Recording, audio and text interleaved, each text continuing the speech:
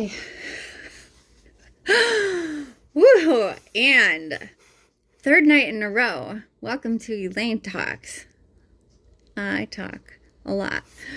Oh, that's so fun. I was just laughing at one of my jokes here by myself. Yeah, so welcome, beautiful beings, light beings, love beings, all beings amazing. I hope your day has been amazing and that life has been kind, or at least you have been kind to yourself along the many ups and downs of life. So, okay. Interesting. It's a super interesting thought, and I'm excited to explore this. Because I know that this is kind of a subject that comes up often. It just comes up often, right? Like, most people don't want to be single. Most people don't maybe know how to be single. Society puts such a emphasis on having a significant other or building a life together with somebody.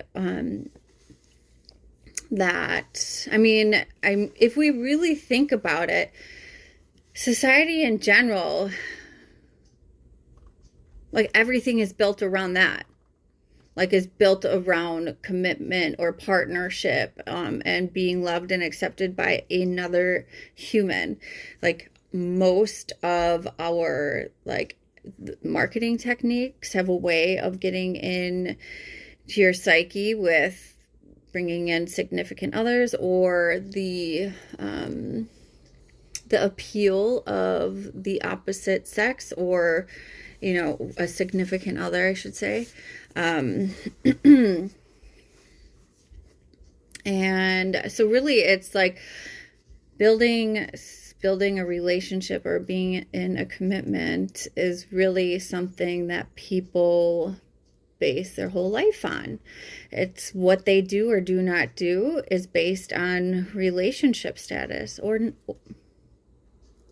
the possibility of a relationship, and there's no shame in that. There's also, you know, like, we don't know what we don't know. That's how we have been raised. That's how we were taught. That's okay.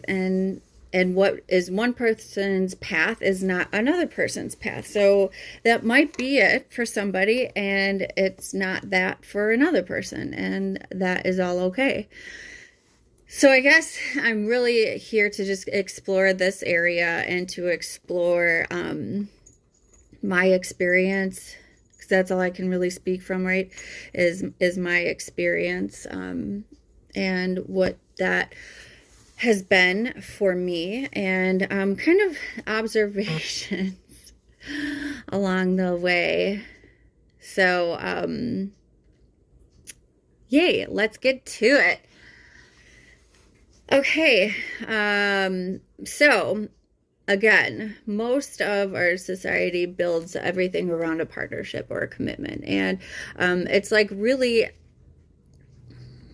unique when you tell somebody that you're single, right? It's kind of like, well, why are you single? What's wrong with you that you aren't in a relationship?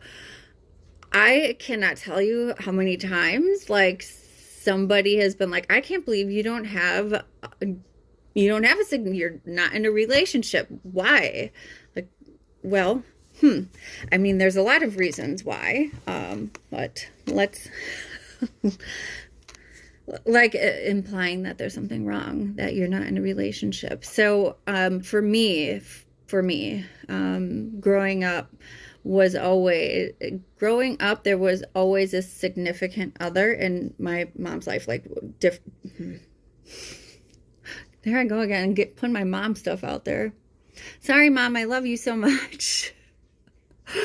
I'll just stick to myself here. Growing up, in my early teens, early 20s, I always had a boyfriend. I always had somebody to hang out with. I always had somebody to explore life with, and not saying that that was a healthy thing. In fact, most of my relationships had been incredibly codependent and extremely toxic. And while I would, at that time, would I say that they were toxic and codependent at that time? Maybe. What I did know is like, and I'm not saying this to be any type of way other than completely transparent and honest, and to be able to have people maybe gain some wisdom from experiences that another person has had. So, I always told other people that I could be single. It's just like I was never given the opportunity, because there would always be somebody else right after the other person was gone. And I really never had a chance to be single. And that's true. But I also really enjoyed not like looking at myself or looking at anything, because I really had a deep fear of being alone. And I didn't really recognize that until I was like alone, not even alone, but single for at least a year. And when I say single, I don't, there's like, you can be alone and not lonely. I'm sure that we've heard this before. And I feel like there's people who, like, I'm sure there's people who, have been single and lonely and have not taken the time to truly learn how to compassionately love themselves and be kind to themselves and learn how to enjoy life without another person.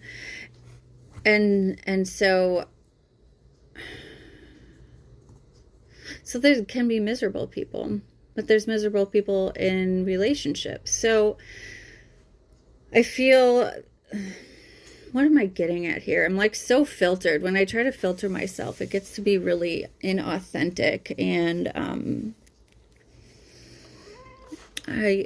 so let me just get to the point and what I'm trying to say, and authentically say it without filtering, because that's just how I work better that way. In my experience, like, I thought I could be single. Like, I thought that if I wanted to be single, sure, I could be single, like, whatever. However, there was a time about 4 years ago where I had a significant relationship come to an abrupt end, and I was single. It was like the universe was forcing me to look at myself. The universe was taking away everything that I had distracted from me. I was no longer able to use other people as a distraction, nor was I able to use I didn't want to use any substance. I didn't want to use anything to distract me from me anymore, because I felt attached to having somebody else there. Like, I wanted to learn more about my behaviors and why I did not have a lasting relationship, and why the relationships that I did have were significantly unfulfilling. Somewhere within me, I knew that I was the problem, and that the other people that kept filtering in and out of my life were just ways for me to get to a deeper, a deeper low. And so until I made the commitment to myself to fall in love with myself, and not in like an ego way, but to seriously, compassionately learn about the behaviors, the self-sabotaging behaviors, was I able to actually see that I had been really afraid to be single. And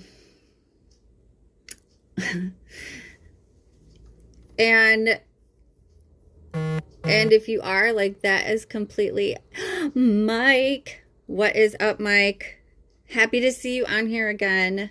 I'm glad that you find value in some of the words that come out of my mouth. And I know, Mike, that you are also one of the people that do a lot of things on your own. And I think that's so amazing because it's really, right? Like, think of when you go somewhere by yourself and like how awkward that can feel. And like, that is something that I have learned to seriously love. Like, I love so much. Like, today I went out and I painted pottery by myself and I listened to music. It's just phenomenal. And eventually, through dating myself and learning to love all pieces, all fragments of myself, I've been able to choose relationships and not just be in everything that comes my way. You know, and it's like I can say all of these things, but until you experience a level of gratitude for being in love with a single life, until there's time away, like you don't know what you don't know. You aren't aware of a space of, that exists if you haven't explored that. So there's like those different, there's pendulum swings, you know? So it's like, if you haven't been all the way to the one side yet, so like being completely single and by yourself and enjoying it and doing things to create a life that you love alone, then you can't necessarily say what that's like, you know? So like, people can be single for like a month or two, and right, but it's like, are you able to really find out who you are in that short amount of time? If we're constantly taking in what other people say and what other people do, and we're constantly looking at how other people react in the world, it's like we kind of morph into those people. And so I have found, in order to learn about myself wholly and fully, to actually, life is such a paradox. It's like the paradoxical powers. In order to fully be present in all of life and to feel the most connected that I have ever felt, I chose to disconnect from everybody. I chose to disconnect from a lot of this stuff here. So out in the social media world, I chose to disconnect from my friend group at that time and solely focus on myself for at least a year and a half. And that was me. That was my choice. And what I'm just saying is, like, now when you are able to learn more about yourself, you're able to be effective and a more effective partner in a relationship. You're able to actually choose the relationship that you want to be a part of, and you also know what relationships are for you or are not for you. You also know when to leave a relationship, nor do you have a hesitation to leave a relationship when it isn't for you, because you know how awesome and how amazing it is to be alone and or to be solo or single and without that person. So you're not afraid. You're not afraid to lose. Because you know you're not losing. You know that once you choose yourself over other people, that the universe, spirit, continuously rewards you with another grander opportunity. So it's like the more time you're able to learn how to love being alone, the more time you're able to actually fully be present in a relationship. The more solitude you find within self, the more connection you find within another. Again, it's that whole paradoxical power. It's like I completely disconnect in order to be able to completely connect again. And I have found that I am able to actually unconditionally love people.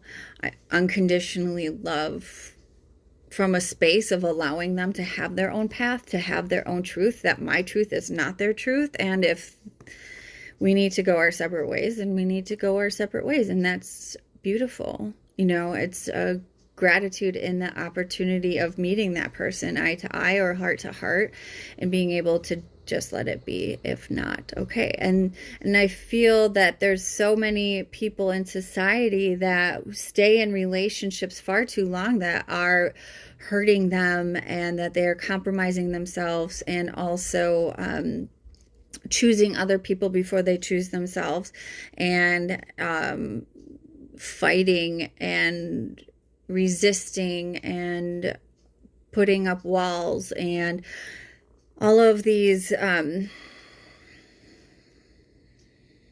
behaviors that continue, that block us from ourselves, that actually block us from fulfilling what we truly desire, which is to be seen, to be heard, unconditionally loved. Like, we want so badly to be able to we want so badly to connect with people, and we want people to love us no matter what, to love us through all of our darkness, through all of our grief, through all of our quirks, that we forget and reject those pieces of ourselves in order to stay in a relationship that actually isn't honoring us whatsoever.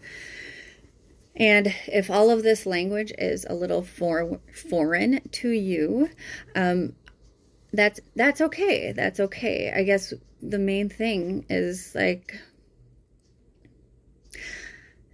if I haven't gone to the depths of these places, the depths of my heart alone, I'm not able to connect to other people's heart in the way that I want to. If I'm not able to connect to my soul and my fulfillment and what makes me happy, I'm going to be relying on somebody else to do that. And there's no way I can show up for another person wholly if I am not able to show up for myself wholly.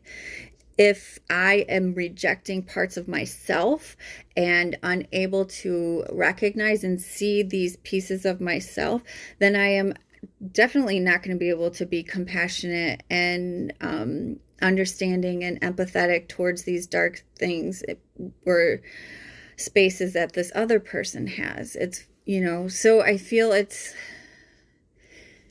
kind of like, we are our own tools. Like, we are molding ourselves into the partner that we want to be. Like, I've heard so often in my single life, be the partner that you want to be. So it's like, what, for a while I was like, what the fuck does that even mean? I'm fun, I'm funny, like, I am super honest and quirky and like all these things. But it was like, even those dark parts that I tend to not want to share, like, I need to also embrace those. If I expect somebody else to be able to love those pieces of me, if I can't stand some pieces of me, how will somebody else, like, you know? So it's just really interesting and fascinating, all of it. And I do suggest, no, I'm not going to suggest anything, but it's a thought process. It's a thought process and an integration of looking at self. And how are we actually able to look at self? Drew, what's up? I'm so happy you could make it on my live. If we aren't actually able to look at ourselves and reject pieces of ourselves, like, we're not going to be able to do that for somebody else. We can't expect other people to do for us what we can't do for ourselves.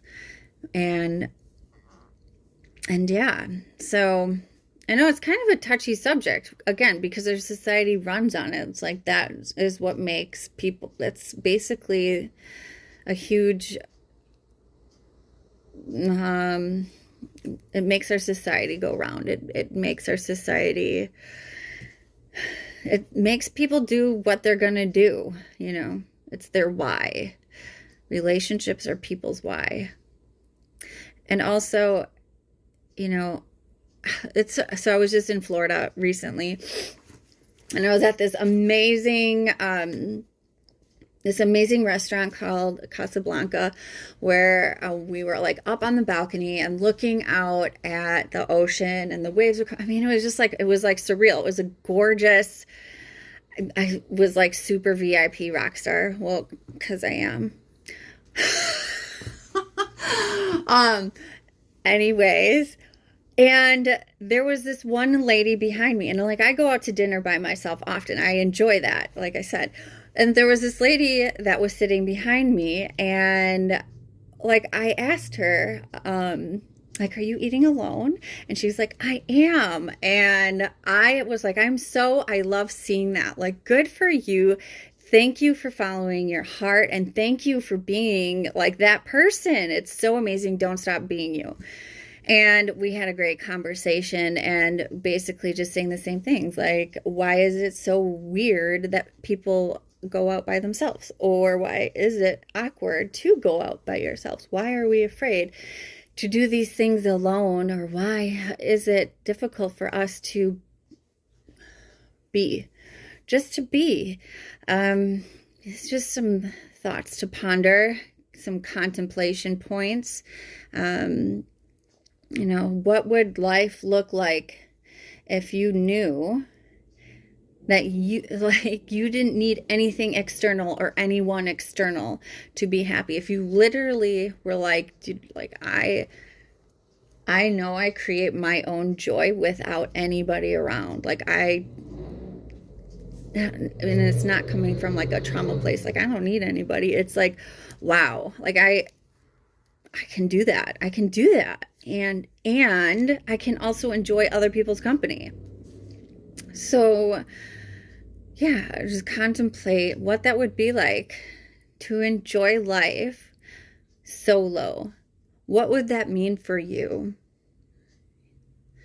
So thanks for being on my Elaine Talks. I'm going to have to figure out something to call them, because it's kind of generic, which is fine. But I hope you all enjoyed that and got some value out of it. And until I see you next time, sending so much love.